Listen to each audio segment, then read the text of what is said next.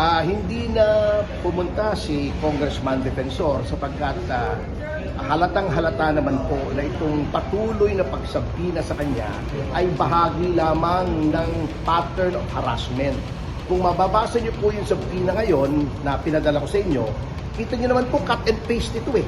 Ito rin yung sabina na pinadala noong ilang buwan ang nakakaraan at pumunta po siya rito, ngunit sinabi naman sa kanya, hindi naman po kayo iniimbestigahan. So bakit pa siya sinasabina?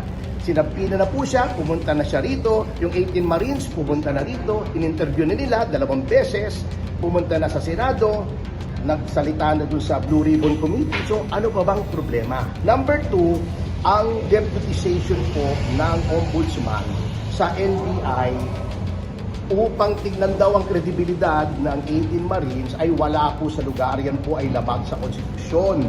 Sapagkat ang ombudsman po dapat ay independent.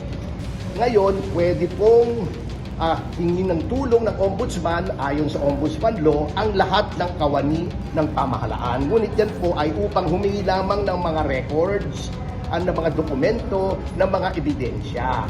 Ang pagdetermine ng kredibilidad ng kahit sinong witness for the purpose of filing a case cannot be delegated sapagkat pag dinelegate mo sa NBI, ang finding of credibility ay masisira yung independence ng ombudsman.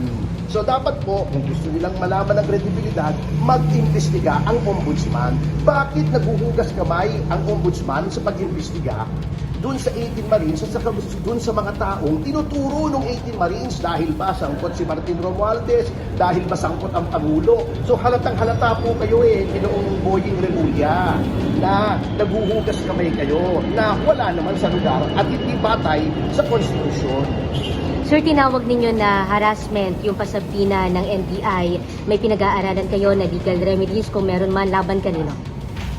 At pinag-aaralan po namin, we will keep our cards close to our chest. But sa ngayon pong araw na ito, again, out of respect to the institution.